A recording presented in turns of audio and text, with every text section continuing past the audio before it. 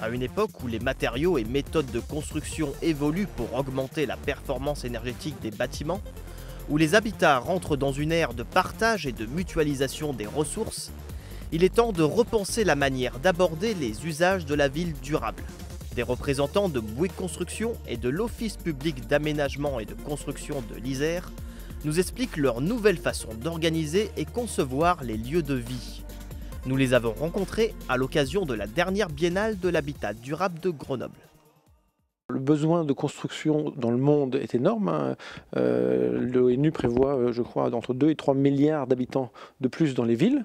Hein. On passe de 50% d'habitat urbain à 70%. Et il faut accompagner ce développement urbain justement en arrivant à intégrer dans les villes des quartiers qui optimisent la performance environnementale, que ce soit sur l'énergie, sur l'eau, mais aussi sur l'aspect mutualisation des services, de manière à réduire les besoins de ressources. On est vraiment sur cette logique de travailler sur des quartiers durables qui s'intégreront dans une dynamique plus globale. Et on voit bien que la dimension usage, la partie travail collectif avec les usagers, devient majeure dans la performance environnementale qu'on peut avoir.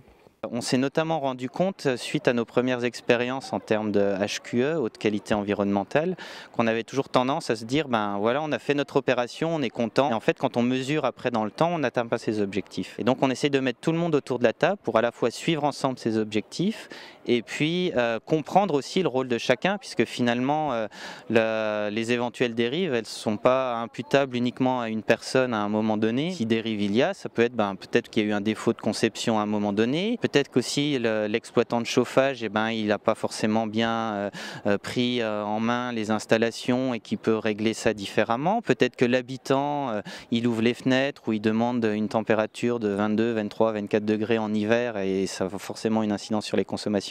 Donc essayer de mettre de la cohérence un peu et que chacun puisse s'inscrire dans cette histoire du bâtiment pour tenir son rôle et faire qu'ensemble on atteigne les objectifs de performance. C'est vrai qu'aujourd'hui, on a plutôt eu, à mon sens, une approche très technicienne et notamment liée à la performance énergétique. Je pense qu'on va forcément évoluer vers un peu moins de technique aussi et un peu plus de confort. Voilà.